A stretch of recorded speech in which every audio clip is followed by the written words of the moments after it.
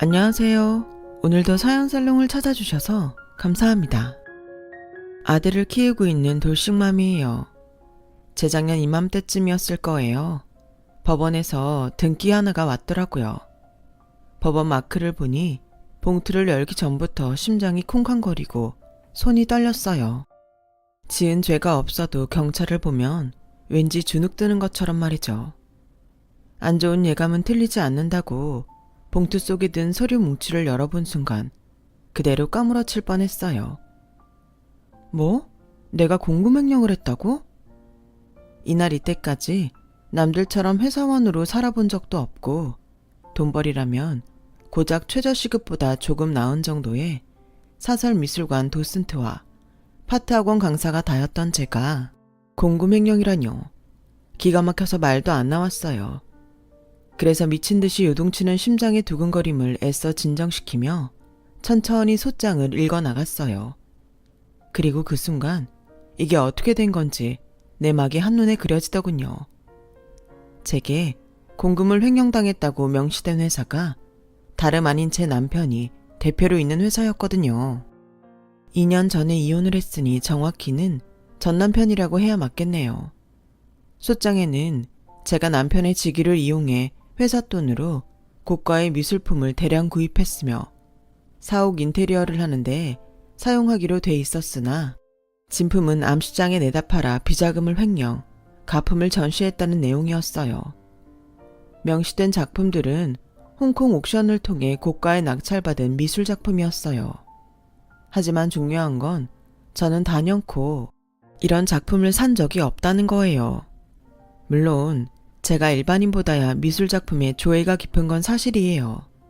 하지만 이름 있는 미술관 큐레이터도 아닌 고작 사설미술관 도슨트에 불과한 제가 그런 엄청난 작품을 쉽게 접한다는 건 거의 불가능하거든요. 도슨트라는 직업은 박물관이나 미술관 등에서 관람객들에게 전시물을 설명하는 안내인을 말하는데요. 소정의 지식을 갖춘 안내인이라고 생각하시면 됩니다. 저는 실제로 홍콩 옥션 경매엔 참여해 본 적도 없으니 더더욱 그랬죠.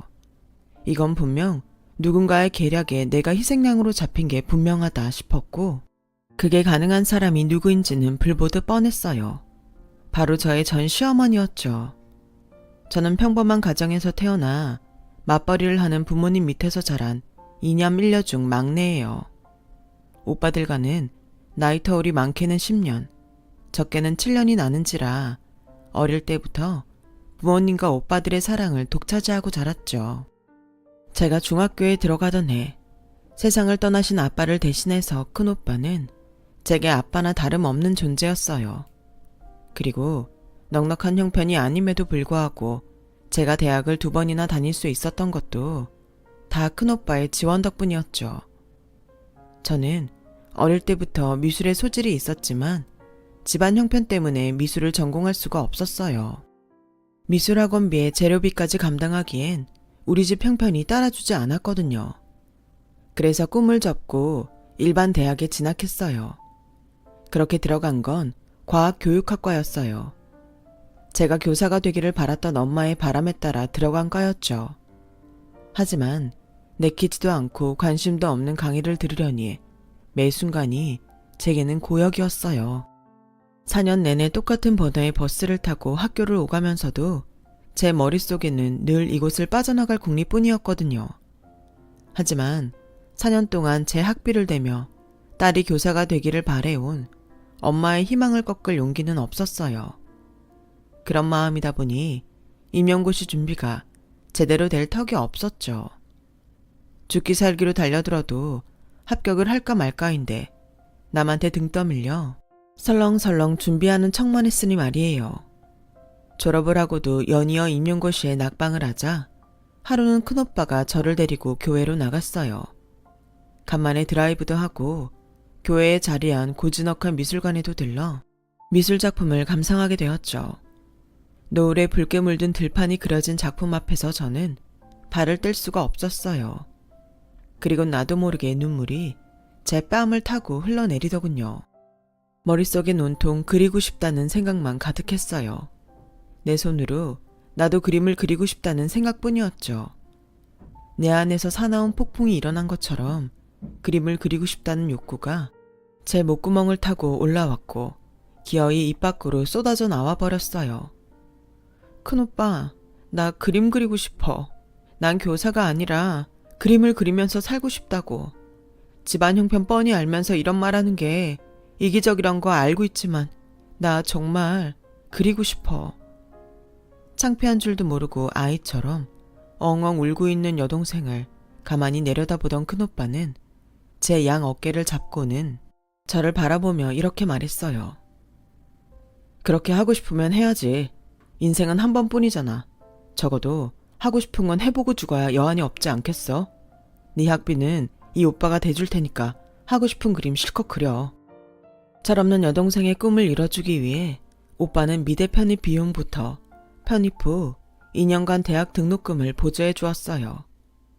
그때는 몰랐는데 오빠의 결혼 자금까지 털어서 지원을 해주었던 거더라고요. 미대 편입 전문 미술학원에 등록해 1년간 편입 준비를 한 저는 당당히 미대 서양학과에 편입하게 되었고 꿈에 그리던 미대생이 되었어요.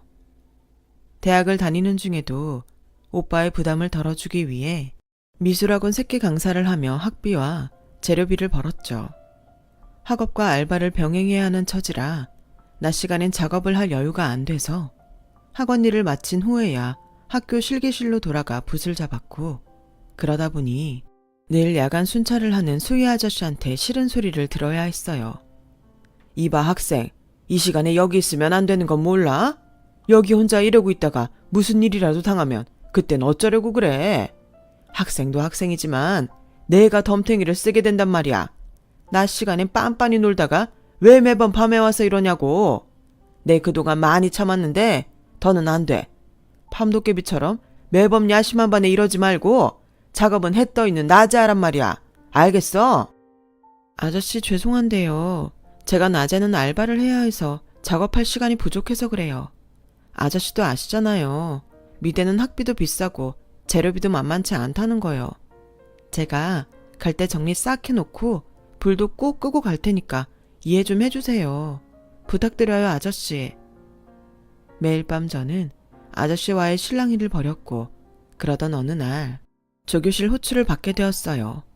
아무래도 야간 작업 때문에 뭐라고 할 모양인가 보다 생각하며 과 사무실로 갔는데 글쎄 조교가 생각지도 않았던 아르바이트 자리를 소개해 주더라고요.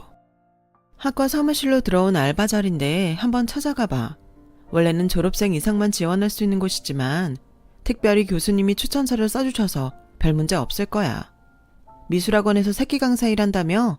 거기보다는 몇 배는 더 받을 테니 등록금 걱정도 덜 할 수 있고 졸업 후에도 작업하면서 경력도 쌓을 수 있으니까 잘해보라고. 매번 수희 아저씨랑 야작 문제로 싸우지 말고 앞으로는 낮에 작업해.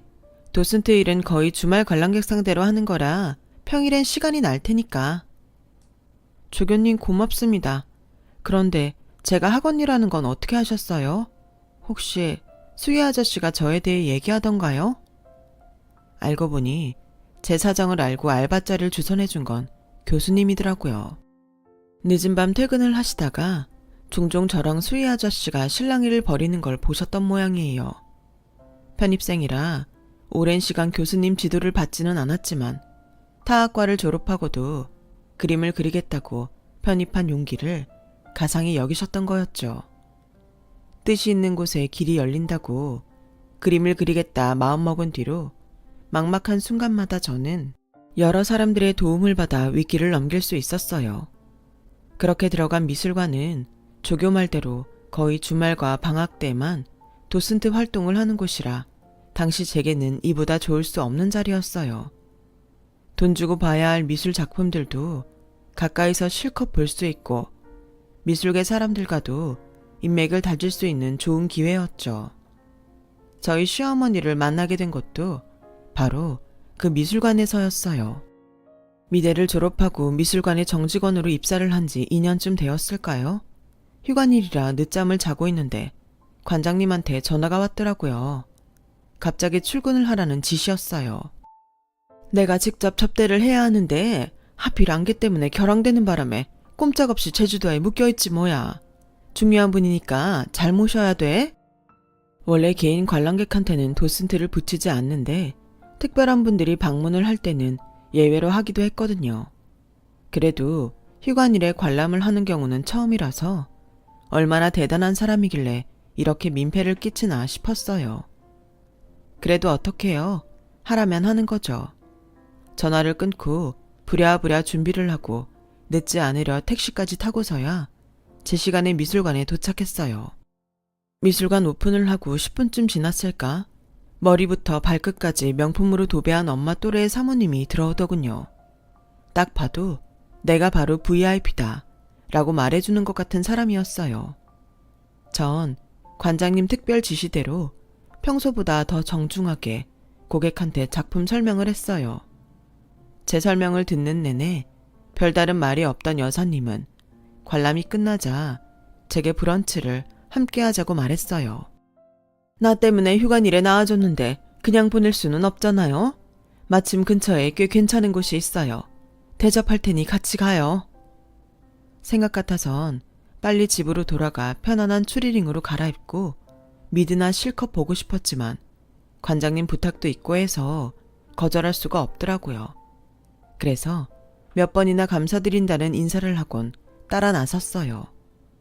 여사님을 따라간 곳은 평소 버스를 타고 지나다니면서 눈으로 보기만 했지 한 번도 와보지 못했던 고급 브런치 전문 레스토랑이었어요. 차와 세트로 구성된 브런치 가격이 무려 1인분에 10만 원이 넘는 곳이었죠.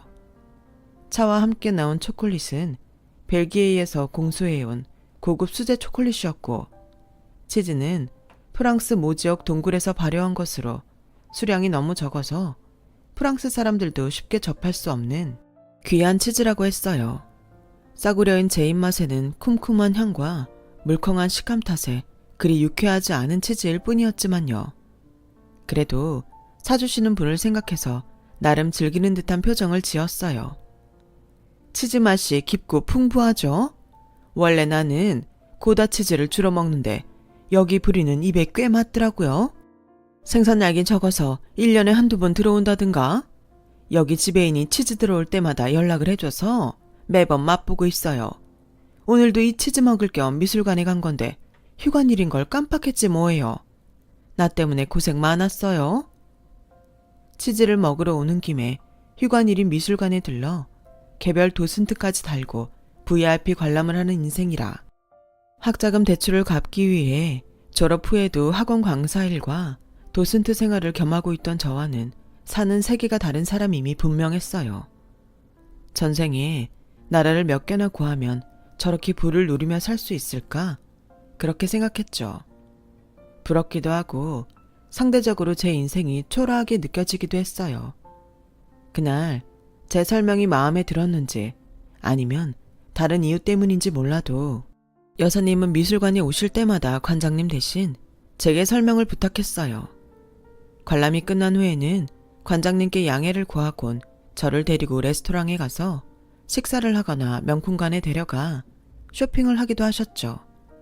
그럴 때마다 고맙다며 명품 백이나 구두 선물도 하셨고요. 그러다 보니 미술관 안에서 저를 시샘하는 사람들이 늘어갔어요. 특히 자기보다 급도 낮은 도슨트가 미술관 최고 VIP 전담을 맡게 되자 자존심이 상한 큐레이터는 대놓고 직원들 앞에서 저를 까내려갔어요. 윤주 씨는 고작 학사 주제에 뭘 한다고 그렇게 나대요? 명품 백에 명품 구두 사주니까 간쓸게 다 빼고 살살 기는 모양인데 제발 인생 그렇게 살지 마세요. 덩달아 우리까지 도매금에 팔리잖아요. 창피하지도 않아요?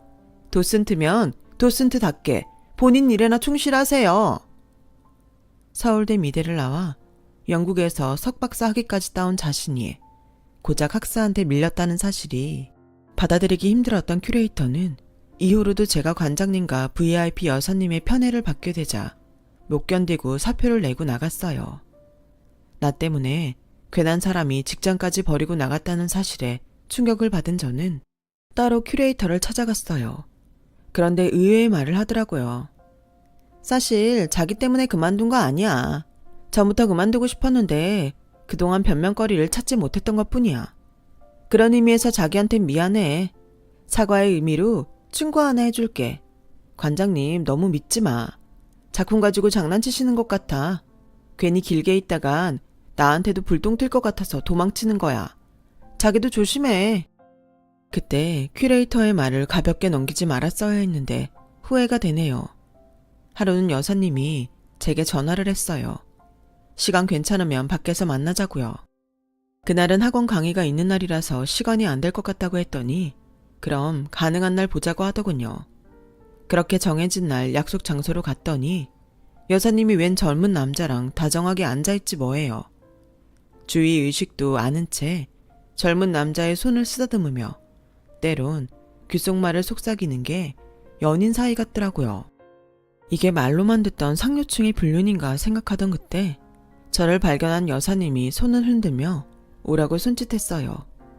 어색한 자리에 끼게 됐다 싶어 핑계를 대고 빨리 빠져나가야겠다 생각했는데 인사해요. 내 아들이에요. 그 말에 내가 무슨 생각을 했던 건가 싶어 얼굴이 붉어졌어요. 그런데 여사님은 그걸 다른 의미로 해석했던 모양이더라고요. 어머, 왜 그렇게 얼굴이 빨개져요? 내 아들이 마음에 들어요? 네? 그런 게 아니라 잠시 딴 생각을 하느라 죄송합니다. 죄송하긴요. 두 분이 만나기로 한 자리에 불청객으로 온 제 탓이죠. 엄마한테 얘기 많이 들었어요. 이성준입니다. 꽤 산뜻한 표정의 남자는 제게 악수를 청하며 손을 내밀었어요. 길고 하얀 손이 무척 예쁘더라고요. 뒤늦게 주문한 제 커피가 나오자 여사님이 백을 챙기기 시작했어요. 금방 일어날 사람처럼 말이죠. 오늘 보자고 한 건 다름이 아니라 나 대신 우리 애랑 데이트 좀 해달라고 부른 거예요. 중요한 선약이 있는 걸 깜빡하고 아들 녀석이랑 뮤지컬 보러 가기로 했지 뭐예요. 나 대신 뮤지컬 좀 보고 와줄래요? 공연 끝나고 우리 애한테 맛있는 것도 좀 사달라고 하고요. 그럼 부탁 좀 할게요. 아들, 이따 봐. 여사님이 가시자 정적이 감돌았어요. 그제야 처음부터 저랑 아들을 연결해 주려고 만든 자리였다는 걸 눈치챈 저는 그 자리가 불편하기만 했거든요. 아무래도 직장과 연결돼 있으니까요. 관자님 부탁이 있어서 여사님과 가까이 지내기는 했지만 사는 세계가 다른 제가 그분 아들과 만나는 건 또 다른 얘기잖아요. 그래서 거절을 하려고 했는데 지금 어떻게 거절하고 이 자리를 뜰까 그 생각하고 있죠? 네? 그걸 어떻게 아세요? 윤주 씨 얼굴 보면 다 알아요. 얼굴의 생각이 그대로 드러나는데 그걸 모르는 사람이 바보죠. 근데 어쩌죠? 난 윤주 씨랑 같이 공연도 보고 밥도 먹고 맥주도 한잔하고 싶은데 안 될까요? 이렇게까지 말하는데 안 된다고 하긴 곤란하잖아요. 그래서 에라 모르겠다. 공짜로 공연도 보여주고 밥이랑 맥주도 사준다는데 거절할 필요가 있나 싶어서 공연 보러 가자고 했어요. 불편한 관계긴 하지만 사람만 따로 떼놓고 보면 싫지 않기도 했거든요. 사소한 말이나 행동 하나하나가 매너 있고 기품이 있는 사람이었어요. 돈 있는 티 안 내고 소탈한 모습도 마음에 들었고요. 그래서 어느 순간부터 마음을 열고 소개팅에서 만난 남자랑 1일 데이트를 하는 기분으로 상황을 즐겼죠. 뮤지컬도 보고 밥도 먹고 가볍게 맥주도 한잔한 우리는 이후로도 만남을 이어갔어요. 6개월이란 시간이 어떻게 흘렀는지 모를 정도로 행복한 시간이었죠. 하지만 한편으로는 저희 집 상황을 알면 떠나지 않을까 걱정이 됐어요. 차이가 나도 너무 났으니까요. 하지만 그런 걱정은 기우였더라고요. 저희 집에 인사드리러 왔다가 우리 집 형편을 다 봤음에도 불구하고 변함없이 예전과 같았거든요. 오히려 저희 엄마한테도 살갑게 굴고 퇴근 후 저희 오빠들과 포장마차에서 소주잔을 기울일 정도로 제 가족과 스스럼 없이 지냈어요. 결혼을 망설였던 저는 그런 남편의 모습에 결혼 결심을 하게 되었어요. 문제는 어머님께 어떻게 말을 꺼내느냐였는데 어머님이 먼저 말씀을 하시더라고요. 내 집에 사람 들이는 건데 어떻게 아무나 들일 수 있겠어요? 관장님 통해서 이미 들어서 아니까 다른 걱정은 안 했으면 해요. 난 딸이 없어서 친구 같은 며느리를 얻고 싶었거든요. 같이 전시회도 다니고 쇼핑도 하고 괜찮은 카페가 있으면 같이 차 마시러 갈 수 있는 그런 며느리요. 윤주 씨처럼 말이에요. 그래서 내 아들도 소개해 준 거잖아요. 아무 걱정 말고 결혼해요. 마치 해피엔딩을 목표로 물 흐르듯 흘러가는 상황에 정신을 차려보니 제 손에는 결혼 반지까지 끼고 있었고 꿈같은 신혼여행을 마치고 인천공항에 도착해 있었어요. 3년간 시댁에서 살기로 했기에 따로 집을 구하지 않은 우리는 공항에 도착하자마자 어머님께 지금 집으로 간다고 전화를 드렸어요. 예, 그럴 거 없이 친정에 먼저 가서 인사부터 드리고 오렴. 나야 너희들이랑 같이 살 사람인데 좀 천천히 봐도 되잖니? 아예 친정에서 하루 자고 와도 좋고. 그렇게 저희는 친정에서 하룻밤을 보내고 다음날 엄마가 준비해 주신 이바지 음식을 들고 시댁으로 향했어요. 어머님께서는 마당까지 나오셔서 저희를 반겨주셨어요. 긴 비행에 힘들지는 않았는지 시차 적응 때문에 졸리지는 않은지 세세하게 물으시며 살펴주셨죠. 친정에서 보낸 이바지 음식을 보시곤 바로 친정 엄마한테 전화를 걸어서 고맙다는 인사도 잊지 않으셨고요. 얘들아, 어차피 할 거 없으니까 점심 먹기 전까지 올라가서 한숨 자고 내려오너라. 니들 눈에 잠이 꽉 찼어. 점심 준비는 아줌마가 알아서 할 테니 니들은 어서 올라가. 어머님 말씀에 우리 부부는 신혼여행에서 사온 선물을 전해드리곤 2층으로 올라가 잠시 눈을 붙였어요. 얼마나 잤을까요? 남편보다 먼저 눈을 뜬 저는 주방에 있는 아래층으로 내려갔어요. 그리고는 보지 말아야 할 장면을 보고 말았어요. 시어머니가 저희 친정에서 보낸 이바지 음식 앞에서 인상을 팍 쓰며 치우라고 하시더라고요. 아줌마, 이거 당장 내다 버려요. 어디 이런 쓰레기를 우리 집에 보내? 요즘 누가 이바지 음식을 직접 만들어 보낸답니까? 돈이 없어 궁상인 건지. 혹여라도 새아기한테 이거 버렸다는 소리 했다간 그날로 해군 줄 알아요. 애들 내려오기 전에 얼른 치워요. 속이 갈갈이 찢어지는 것 같았어요. 저 음식을 만드느라 엄마가 얼마나 마음 졸이며 고생을 했을지 누구보다 잘 알고 있었으니까요. 잘 사는 사돈한테 혹여라도 책 잡히지 않을까 노심초사했을 엄마 얼굴이 떠올라 울컥했어요. 생각 같아서는 당장 내려가서 엄마가 만든 음식들을 뺏고 싶었지만 그때는 그럴 용기가 없었어요. 그랬다간 앞으로 이 집에서 보낼 날들이 힘들어질 게 뻔했고 음식을 뺏어온다고 해도 달라질 건 하나도 없었으니까요. 그럴 바엔 모른 척 넘어가는 게 상책이다 싶었어요. 저희 엄마한테는 죄송하지만요. 조용히 방으로 돌아온 저는 화장실에 들어가 소리 죽여 울다 나왔어요. 그리곤 아무 일 없던 것처럼 마침 일어난 남편과 1층으로 내려갔어요. 세 식구가 식탁에 둘러 앉았어요. 식탁엔 값비싼 재료로 만든 정갈한 음식이 차려져 있었죠. 과하지도 부족하지도 않을 정도로 알맞게 구성된 식단이었어요. 손님이 오거나 특별한 날이 되면 갈비며 잡채 등 한상 가득 차리는 저희 집과는 많이 다르더라고요. 한동안 저희 집에 자주 드나들며 그런 대접을 받아왔던 남편은 식탁이 음식을 보더니 실망한 표정으로 말했어요. 이게 뭐야? 뭐 하나 젓가락 갈 만한 데가 없잖아. 난 처가에 갈 때마다 얼마나 융숭한 대접을 받는지 알아? 상에 자리가 없을 정도로 장모님이 산의 진미를 깔아주시는데 엄마 며느리들이면서 고작 이거 준비한 거야? 그리고 이바지 음식은 다 어딨어? 아까부터 고추전 먹으려고 기대하고 있었는데 설마 다 먹은 거야? 아줌마, 음식들 다 어딨어요? 그러자 도우미 아주머니가 난처한 표정을 지으셨어요. 그게... 그러자 어머님이 말을 가로채셨어요. 저녁 때 먹으려고 잘 놔뒀어. 점심은 간단히 먹어도 되잖니? 그럼 고추전만 한 접시 꺼내주세요. 우리 장모님 고추전이 파는 것보다 훨씬 맛있거든요. 그 말에 어머님은 아주머니한테 슬쩍 눈짓을 보냈고 아주머니는 얼른 세컨 주방으로 들어갔어요. 그리고 잠시 뒤 고추전을 한 접시 담아 나왔어요. 그제야 남편은 보란듯이 고추전을 야무지게 먹어댔어요. 나중에 남편이 그러는데 제가 우는 소리를 듣고 1층에 내려가 아주머니한테 물었다더라고요.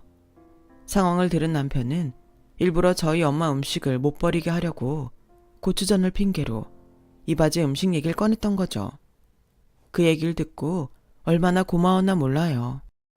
남편 덕분에 엄마의 이바지 음식은 저녁 식탁에 올랐고 어머님은 울며 겨자 먹기로 그 음식을 먹여야 했어요. 그날 이후 저는 어머님과 거리를 두기 시작했어요. 악마는 웃는 얼굴로 온다고 웃고 있는 어머님 얼굴이 꼭 악마 같았거든요. 결혼 이후에도 저는 학원 일과 도슨트 일을 병행했어요.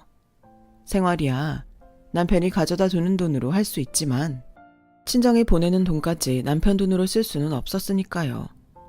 저 대학 보내느라 신혼집 마련도 못했던 큰오빠는 신혼 때부터 엄마 집에서 함께 살고 있었는데 그게 못내 마음에 걸려서 생활비라도 보태고 싶더라고요. 그래서 남편한테 얘기했더니 흔쾌히 허락해서 제 월급으로 보내게 된 거죠. 그런데 문제가 생긴 거예요. 어머님이 이제 일은 그만두고 집에서 살림을 하라고 하셨거든요. 예, 이제 일 그만해라.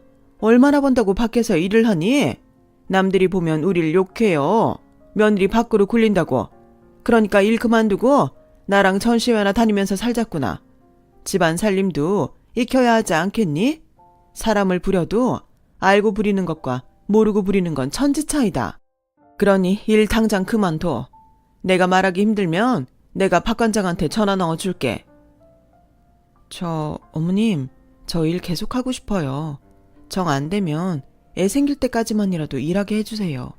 부탁드려요, 어머님. 너 애를 낳을 생각인 거니? 아니, 우리 성준이가 그러제? 네? 그게 무슨 말씀이세요? 결혼을 했으니 당연히 애를 낳아야죠. 어머님은 저희가 딩크족으로 살길 바라시는 거예요? 그러자 어머님이 당황한 표정으로 아무 말도 못 하셨어요. 그 이상한 반응의 이유를 알게 된 건 그 후로 한 달쯤 뒤였어요. 퇴근에 돌아와 보니 안방에서 남편과 어머님이 다투는 소리가 들리더라고요. 기어이 그 사람한테서 애를 뺏어야 직성이 풀리겠어요.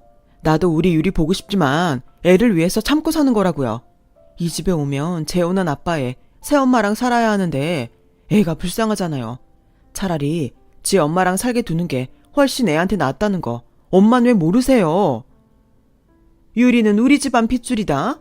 그러니 당연히 찾아와야지. 난 그 집안 절대 용서 못한다. 우리 회사가 자금난에 시달릴 때 네 자기니 파트너십 체결만 해줬어도 네 아빠 그렇게 세상 떠나지 않았다. 우리가 왜 자기네랑 사돈을 맺었는데? 필요할 때 도움 주고받자고 돈 있는 집안끼리 손잡는 거 아니냐? 그런데 중요한 순간에 나 몰라라 해? 그래놓곤 우리 집 장손을 숨기다니? 어림없는 소리 말라고 해라. 모르면 모를까? 내가 한 이상 소송을 해서라도 내 손주 데려올 거다. 설마 윤주한테 전처가 낳은 애를 키우라고 할 생각이에요? 이럴 거면 윤주한테 나 재혼인 거 말한다고 할 때 말리지 말았어야죠. 이제 와서 이러시면 어떡해요? 난 절대 소송 안 해요. 유리 데려올 생각 꿈도 꾸지 마세요. 남편은 쾅 소리가 나게 문을 닫고 거실로 나왔어요. 그러다 그 자리에 굳어있는 저를 보고는 표정이 무너져 내렸어요. 자기야. 여보, 그게 무슨 소리야? 전처 자식은 뭐고 재혼은 또 뭐야? 자기 결혼했었어? 그런 거야? 근데 왜 나한테 말 안 했어? 어떻게 날 이렇게 감쪽같이 속일 수가 있느냐 말이야. 예, 새아가 내 말 좀 들어보렴. 결혼을 했어도 얼마 살지는 않았어. 한 반년 살았나? 아니, 한 3개월? 임신한 거 숨기고 친정으로 도망가서 이혼서를 보내고 끝난 사이다. 우리 유리나 기르고 있는 것도 니들 결혼 앞두고서야 안 거야. 정말이다. 유리 데려오면 그때 얘기하려고 했던 건데 뭐 이렇게 알게 됐으니 이참에 말아마. 난 얼마가 들든 무슨 수를 쓰던 간에 내 손주 내 집에 데려올 거다. 그러니 애 갖겠다는 생각은 안 했으면 좋겠구나. 난 내 손주가 이 집에서 눈치 보고 사는 걸 못 본다. 애 낳겠다는 생각 일찌감치 접고 유리 엄마로 살아라. 내 인생이 순식간에 막장 드라마로 변할 줄은 몰랐어요.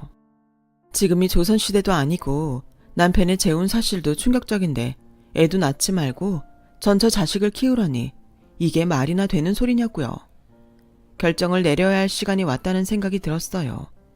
어이없고 억울한 상황을 참고 살거나 이혼하고 갈라서는 거였죠.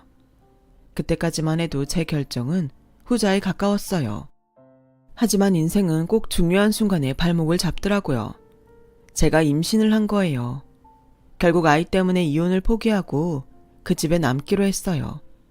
남편은 제 임신 소식에 뛸 듯이 기뻐했고 시어머니는 애써 속내를 감추며 담담한 척했어요. 하지만 남편이 없는 동안에는 전혀 다른 모습을 보이셨죠. 애초에 내가 널 왜 골랐는지 아니? 가진 것도 없고 별 볼 일 없는 스펙에 뭐 하나 성에 안 차는 널 말이다. 그건 다루기 쉬워서였어. 없는 것들 중에는 꼴에 자존심 세운다고 기어오르는 것들이 있는데 넌 달랐거든. 고분고분하고 입안의 혀처럼 내 기분도 맞출 줄 알고 말이야. 이바지 음식 문제만 해도 그래. 2층 계단에서 다 지켜보고도 아무 소리 안 했던 거 말이다. 나 같으면 가만 안 있었을 거다. 자존심이 상해서라도 그 길로 이 집을 뛰쳐나갔을 거야. 그런데 넌 어땠니? 모른 척 시치미 떼고 웃는 얼굴로 식탁에 앉았잖니? 넌 그런 애란다. 넌 네 주제를 알고 누구한테 기어야 하는지 아는 애야. 자존심이든 뭐든 심지어 부모까지 다 버릴 수 있는 그런 애. 그러니까 그냥 생긴 대로 살아.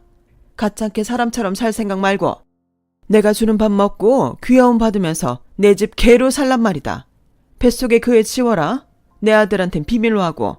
그렇게만 해준다면 내가 네 친정은 끝까지 보살펴주마. 밖에서 남들 비위 맞춰가며 푼돈 벌어 친정에 쏟아붓는 거 다 안다. 내 말 들으면 앞으로 평생 돈 때문에 남의 눈치 볼 일 없단 얘기야. 구질구질 살지 말고 내 말 들어. 어머님의말로 인생 구질구질하게 살지 마세요. 사돈 도움 못 받았다고 삐져서 며느리 구박해 내쫓은 건 어머님이잖아요. 필요 없다고 버릴 땐 언제고 이제 와서 손주만 쏙 빼오겠다는 거예요? 그거 양아치들이나 하는 짓이에요. 그 집도 엄청 재력가던데 어머님한테 순순히 애를 뺏길지 모르겠네요. 그리고요 어머님, 부모한테서 애를 뺐을 땐 어머님도 그만한 걸 잃을 각오를 하고 덤벼야 하는 거예요. 자식 잃은 여자를 뭐라고 하는 줄 알아요? 미친년이에요. 눈앞에서 내 새끼를 뺏길 판인데 뭔들 못하고 누군들 무서워하겠어요. 유리 엄마도 저도 마찬가지예요. 어머님이 내 새끼 건들면 저요 이빨 세우고 끝까지 물을 뜯을 거예요. 궁금하면 어디 한번 해보세요. 니년이 감히 어디서 주인한테 이빨을 드러내? 니깎게 나랑 싸워서 이길 수 있을 거라 생각하나 본데 착각하지 마라. 너 같은 거 사회에서 매장시키는 건 나한테 일도 아니야.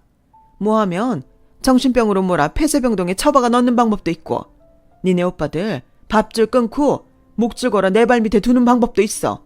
난 너처럼 하찮은 것들이 함부로 노려볼 사람이 아니라고. 그때였어요. 남편이 성큼성큼 안으로 들어오며 어머님께 소리쳤어요. 제발 좀 그만하세요. 유리 엄마 괴롭혀서 정신과 치료받게 만든 것도 모자라서 이젠 윤주까지 그렇게 만들 생각이에요. 도대체 엄마가 뭔데 남의 인생을 쥐고 흔들려는 거냐고요. 엄마 뜻대로 해서 온전한 게 뭐 있어요. 아빠도 저도 유리 엄마도 이 사람도 엄마 한 사람 때문에 상처받았잖아요. 이젠 태어나지도 않은 아이 목숨까지 엄마 뜻대로 없애겠다고요? 아니요. 절대 그렇게는 안 돼요. 더 이상은 엄마 뜻대로 되게 가만두지 않을 거니까요. 한 번만 더 이 사람이나 뱃속의 아이한테 함부로 했다간 그 대가 톡톡히 치르게 되실 거예요. 아셨어요? 결국 남편과 저는 이혼을 했어요. 하지만 이혼을 요구한 건 제가 아닌 남편이었어요. 자신과 부부로 있는 이상 어머님과 어떻게든 연관이 될 테고 그러면 언제라도 저와 아이가 피해를 입게 될 거라면서 헤어지자고 하더군요. 아이의 친권과 양육권은 모두 저에게 넘기고 위자료와 양육비 명목으로 아파트와 3층 건물을 제 명의로 이전해 주었어요. 그렇게 끝이 난 결혼 생활은 2년 전 법원에서 날아온 소장으로 재소환됐고 저는 법적 싸움을 통해 그 사건에 제가 연관되지 않았으며 그 배후에 시어머니가 있었음을 증명했어요. 퇴사를 했던 큐레이터가 제게 건네준 서류와 파일 덕분이었죠. 미술관 관장은 제 시어머니의 사주로 10수년간 미술작품으로 돈 세탁과 공금 횡령에 개입했었는데 그 자료를 큐레이터가 일부 가지고 있었거든요. 시어머니는 처음부터 저를 돈세탁에 이용하려고 며느리로 들인 거였고 때가 되면 도마뱀 꼬리 자르듯 잘라낼 생각이었던 거예요. 뜻하지 않게 제가 먼저 이혼을 하면서 어머님 계획이 틀어졌지만요. 그 법정 싸움으로 인해 남편 회사는 국세청 감사를 받게 되었고 그 와중에 세금 포탈과 비자금 생성 등 여러 가지 탈세 정황이 발각돼 결국 도산하고 말았어요. 남편은 저와 이혼할 때 이미 회사를 나와 어머님과 연을 끊고 해외로 떠난 뒤였기에 모든 책임은 이후 회사를 맡아 운영하던 어머님이 떠안게 되었죠. 현재 모 구치소에 수감돼 있다는 얘기만 전해 들었어요. 저는 지금 남편한테 받은 건물에서 미술학원을 운영하고 있어요. 저처럼 돈 때문에 자신의 꿈을 접고 사는 아이들을 위해 무료 강습도 겸해서 하고 있고요. 해외를 떠돌며 살고 있는 남편은 종종 엽서를 보내곤 하는데 아직은 아이가 어려서 엽서를 읽을 수 없기 때문에 한글을 깨우칠 때까지 고이 잘 간직할 생각이에요. 그때가 되면 남편도 아이를 보러 우리 곁으로 돌아올 거라 믿으면서요. 지금까지 제 사연을 들어주셔서 감사합니다. 작은 것에 감사하고 아이와 가족들을 위해 열심히 잘 살아보려 합니다. 들어주신 분들도 행복하세요. 여러분, 사연 댓글에 응원과 현명한 조언 부탁드려요. 좋아요와 구독은 저에게 큰 힘이 됩니다. 오늘도 좋은 일 가득하세요.